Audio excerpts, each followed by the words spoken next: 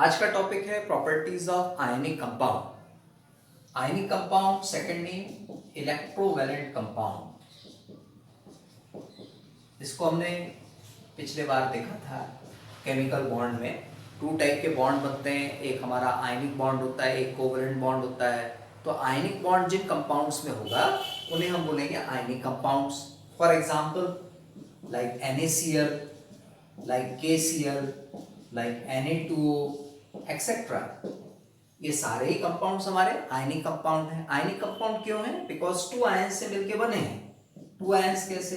NaCl में Na plus and Cl minus, KCl में K plus and Cl minus, Na2O में Na plus and O2 minus.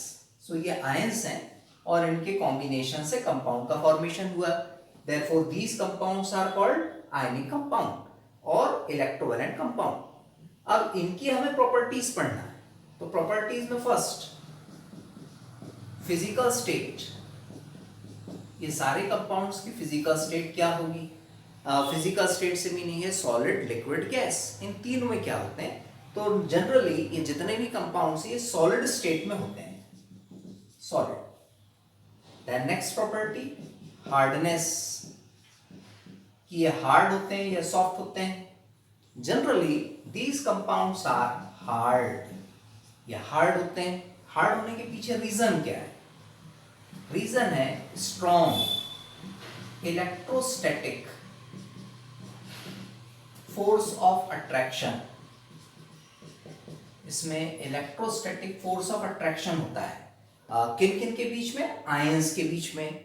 To oppositely charge ions means positive और negative ions के बीच में strong electrostatic force of attraction होगा। Therefore these compounds are hard, इसलिए hard होते हैं। Then next number third solubility. Solubility हमने बताना है कि these compounds are water soluble, ये वाटर में सॉल्युबल हैं।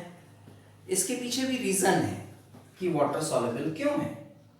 Because water is a polar solvent. Solvent का मीनिंग तो आप जानते ही हैं। सॉल्वेंट में हम इस कंपाउंड को डिसॉल्व करेंगे, सो ये सॉल्वेंट हुआ। एंड पोलर, पोलर से मीनिंग है डाइपोल, एंड डाइपोल से मीनिंग है two poles, and two pole से मीनिंग है positive pole and negative pole. Positive pole, negative pole दोनों ही पोल होते हैं वाटर में। कैसे? Water H plus and OH minus, दोनों पोल हैं इसमें, पॉजिटिव पोल भी नेगेटिव पोल भी है, इसलिए हम इसे बोलते हैं पोलर सॉल्वेंट। एंड इस पोलर सॉल्वेंट में आयनिक कंपाउंड डिसॉल्व होता है। क्यों? बिकॉज आयनिक कंपाउंड में आयंस हैं एंड ये आयंस अपोजिटली चार्ज्ड आयंस की तरफ अट्रैक्ट हो जाते हैं और ये फिर सब्सटेंस इसमें डिसॉल्व हो जाता है। तो ये रीजन आपने देना है कि water is a polar solvent and these compounds are also polar. Then next property number 4 melting point and boiling point. Melting point, boiling point भी आप जानते ही हैं। जितने भी आयनिक कंपाउंड्स हैं इनके मेल्टिंग एंड बॉइलिंग पॉइंट हमें हाई मिलते हैं, वेरी हाई। अब हाई मिलने के पीछे reason strong electrostatic force of attraction होता है। इसका भी रीजन आपने कंफर्म करना है। Reason strong electrostatic force of attraction, high melting and boiling point से related reason strong electrostatic force of attraction between two oppositely charged ion. Therefore they easily break नहीं हो पाते, आसानी से टूटेंगे नहीं, और जब आसानी से ब्रेक नहीं हो पाते तो इनके melting and boiling point high मिलेंगे। Next property number 5 conductivity.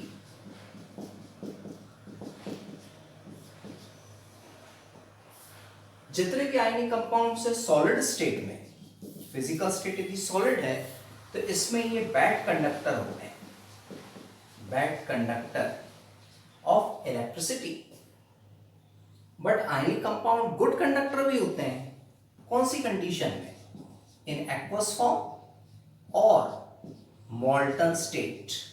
Molten, molten से मतलब पिघला हुआ, आयनिक कंपाउंड को यदि हम पिघला देंगे मोल्टन फॉर्म में ले आएंगे तो वो आयंस में ब्रेक हो जाएगा, जैसे NaCl Na+ और Cl- में ब्रेक हो जाएगा, और जैसे ही आयंस में ब्रेक हुआ वैसे ये गुड कंडक्टर बन जाएगा, good conductor of electricity.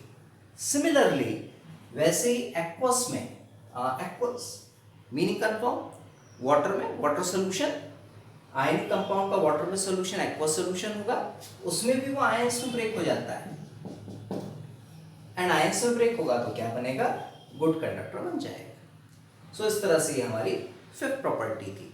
The next property number 6, ionic reactions. ये आयनिक रिएक्शंस किस तरह से पॉसिबल होती हैं आयनिक कंपाउंड्स में। आयनिक रिएक्शन से मीनिंग है reactions between two ionic compounds, two ionic compounds के बीच में रिएक्शन हमें कराना है, लाइक NaCl एंड AgNO3। इनके हमने एक्वस सॉल्यूशंस लेने हैं,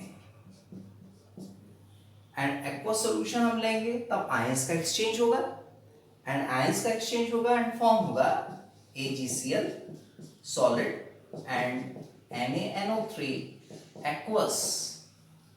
एक्चुअली ये रिएक्शन हमने पढ़ी है चैप्टर नंबर 1 में, डबल डिस्प्लेसमेंट रिएक्शन।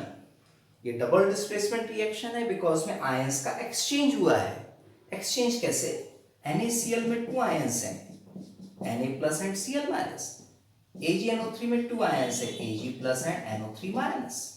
तो ये जो Cl- है ये NO3- को डिस्प्लेस करके वहां पहुंचा एंड NO3- इस प्लेस पर आ गया। सो आयंस का एक्सचेंज हुआ, एंड एक्सचेंज होने के बाद प्रेसिपिटेट का फॉर्मेशन करता है ये PPT, एंड PPT जो होता है ये सॉलिड स्टेट में होता है, वाटर सॉल्युबल नहीं होगा। सो इस तरह से ये हमारी आयनिक रिएक्शन है जो डबल डिस्प्लेसमेंट रिएक्शन का एग्जांपल है। डबल डिस्प्लेसमेंट रिएक्शन, इस रिएक्शन को हमने वैसे ही याद रखना है और इसकी डेफिनेशन हम पढ़ चुके हैं चैप्टर नंबर 1 में। एक और एग्जांपल ले लें, बेरियम क्लोराइड एक्वस, इसकी रिएक्शन हम कराते हैं Na2SO4 के साथ, सोडियम सल्फेट एक्वस के साथ। देन ये फॉर्म करता है barium sulphate solid plus NaCl aqueous.